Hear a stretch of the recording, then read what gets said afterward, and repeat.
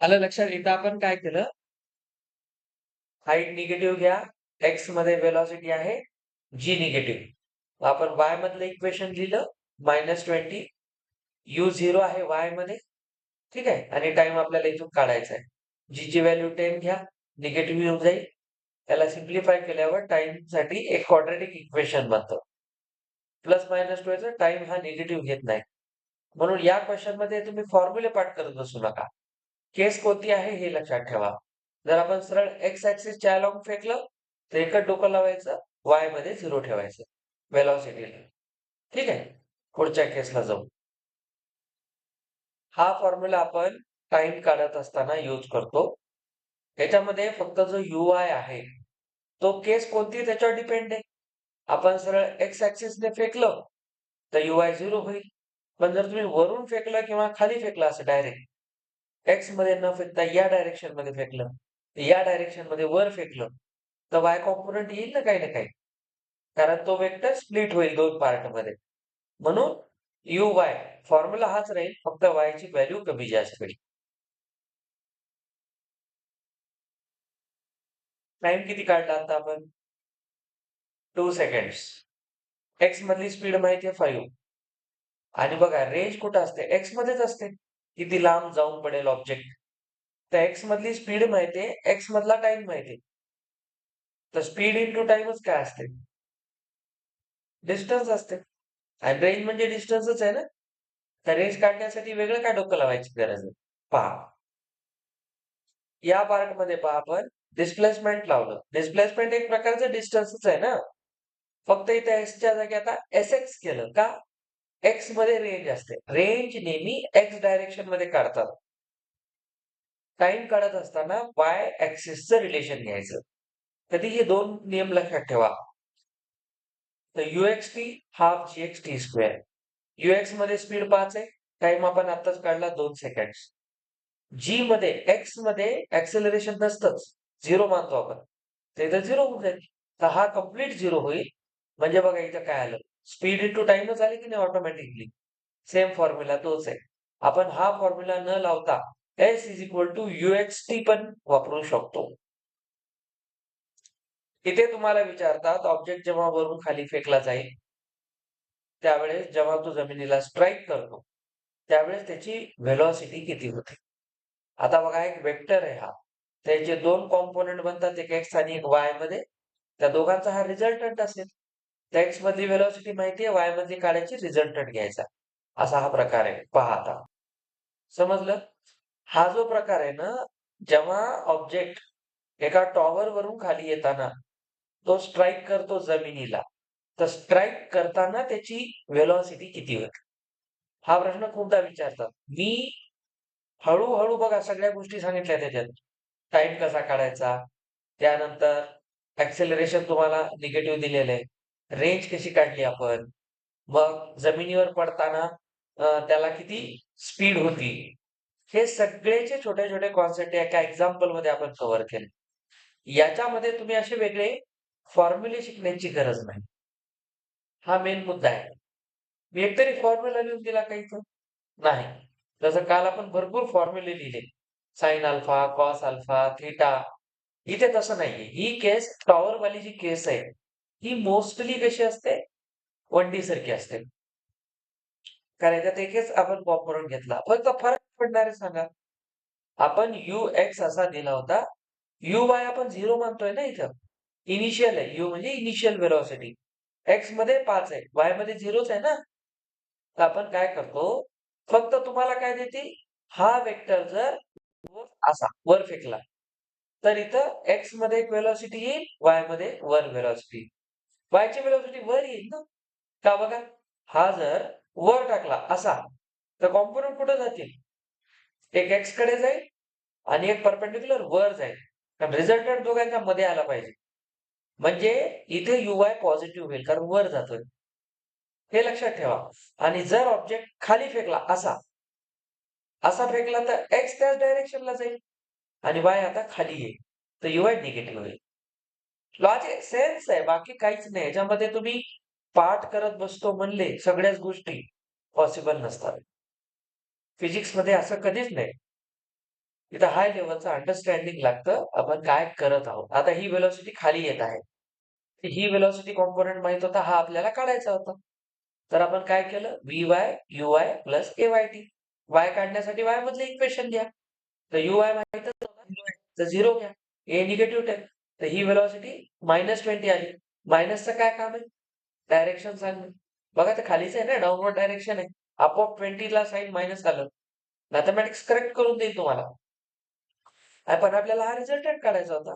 हा x मध्ये 5, y मध्ये 20. पण x चा कोणता? Positive x. म्हणून आय कॅप लिहिलं आपण. ते आपण सगळं वेक्टरमध्ये शिकलेलं आहे. आय कॅप, जे कॅप, के cap. Rectangular components, unit vectors. Direction सांगतात. आणि हा कोण आहे? निगेटिव्ह मध्ये y. तर निगेटिव्ह जे कॅप.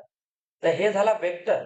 तुम्हाला जर विचारलं खाली पडतानाचा व्हेलॉसिटी वेक्टर कोण आहे? तर तो हा आहे. आणि याचा मॅग्निट्यूड हे किती स्पीडने खाली पडतंय? तर √425. म्हणजे बघा किती येते? 20 पॉइंट समथिंग. 400चा स्क्वेअर रूट 220 आहे ना? 20. 425 कुठे येते? 20 आणि 21च्या मध्ये. तर 20 पॉइंट समथिंग येईल. या पद्धतीने खाली पडण्याची व्हेलॉसिटी 20 पेक्षा जास्त असणार. का? हायपोटेन्यूज आहे ना हा, एका राईट अँगल ट्रायंगलचा. हायपोटेन्यूज हा नेहमी हाईट आणि बेस पेक्षा मोठा असतो. तर 20 पेक्षा जास्त आन्सर येणार त्याचं. तर हे तसंच येत आहे. सगळं लॉजिक आहे. तर इथे हे लक्षात ठेवा. किती केसेस आहेत? 3. एक व्हेलॉसिटी फक्त एक्स मध्ये आहे. तेव्हा काय करणार? तेव्हा वाय मध्ये इनिशियल व्हेलॉसिटी 0 घेणार. मी तुम्हाला एका स्लाइडवर काढून दाखवतो. ठीक आहे? इथपर्यंत क्लिअर झालं? आता आपण जे शिकलंय ना, त्याला 2 मिनिटात आपण समजून घेऊ काय करायचं होतं.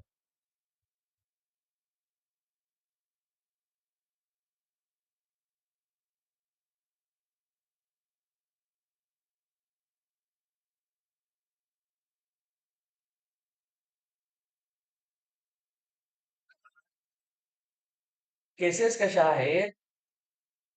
ऑब्जेक्ट जमिनीवर असा, इथे ही जमीन आहे, ही पर्टिक्युलर हाईट आहे. या हाईटवर हा ऑब्जेक्ट आहे. केस 1 काय सांगते? आपण त्याला फक्त कोणत्या डायरेक्शन मध्ये फेकलं? एक्स मध्ये. ठीक आहे?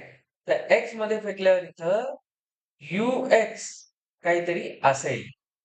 पण या केसमध्ये UY 0 असेल. ठीक आहे? केस 1. मी इथं तुम्हाला सांगतो. केस 1. केस 1 मध्ये UY ऑलवेज 0. कारण ऑब्जेक्ट आपण फक्त एक्स मध्ये फेकतो. ठीक आहे? ही केस 1. त्याच्यामध्ये तुम्ही टाइम काढताना काय करा? टाइम ऑफ फ्लाइट काढताना SY is equal to UYT plus half GYT square. हे कशासाठी आहे? टाइम काढण्यासाठी. टाइम ऑफ फ्लाइट काढण्यासाठी. केस 1 मध्ये. त्याच्यानंतर काय केस होती? हा ऑब्जेक्ट असा डायरेक्ट खाली येईल. डायरेक्ट खाली इथे येईल. तेव्हा इथे तुम्हाला एक व्हेलॉसिटी कॉम्पोनंट मिळेल v. ठीक आहे? त्याला तुम्ही रिझॉल्व्ह कसं करणार? एक एक्स ऍक्सिस मध्ये घेणार आणि एक इकडे खाली y मध्ये घेणार. तर इथे एक राहील Vx, इथे राहील Vy. हा त्याचा रिझल्ट आहे. तर Vy काढत असताना Vy काढत असताना UY प्लस AYT काढणार. एक्स मध्ये तर हे नसतोच, वाय मध्येच काढतोय आपण. तर UY 0 होता ना या केसमध्ये. तर इथून तुम्हाला Vy is equal to AYT. याच्याने तुम्हाला काय मिळणार? Vy मिळणार. ही 2 केसेस झाल्या. आणि रेंज काढायची असेल तर एक्स मधली व्हेलॉसिटी इंटू टाइम घ्या, संपलं. टाइम कुठून आला? या इक्वेशन मधून. रेंज कुठून आली? एक्स मधली व्हेलॉसिटी माहित असते. टाइम आपण इथून काढलेला असतो. तर इथून रेंज येते. रेंज हॉरिझॉन्टल ऍक्सिस मध्येच असते, नेहमी इथे असते. ही रेंज आहे. आलं लक्षात? ही रेंज आहे. तर या फॉर्म्युल्याने रेंज काढा, या फॉर्म्युल्याने टाइम काढा आणि या फॉर्म्युल्याने याची व्ही मधली व्हेलॉसिटी, वाय मधली व्हेलॉसिटी काढा. तर अशा पद्धतीने हे 3 फॉर्म्युले पहिल्या केसमध्ये होते. आपण जे आज पाहिलं. सेकंड काय पॉसिबिलिटी होती? बघा, ऑब्जेक्ट हे जमीन आहे, हा टॉवर आहे. तर ऑब्जेक्टला आपण काय केलं, एक काम करू, याला थोडं लहान करू. हा टॉवर आहे.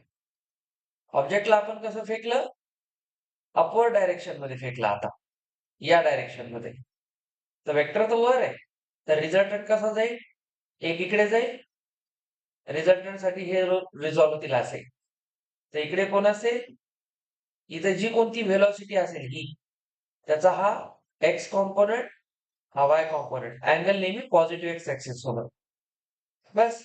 इथे टाइम काढताना जी व्हेलॉसिटी दिली त्याच्याहून काढा. जर वाय मधली व्हेलॉसिटी असेल, आता हीच देतात तुम्हाला, ही जर दिली तर दोन्ही व्हेलॉसिटी काढू शकता. इथून तुम्ही काय काढणार, Vx कसा येणार, v cos थीटा, आणि इथून बघा Vy कसा येणार, v sin थीटा.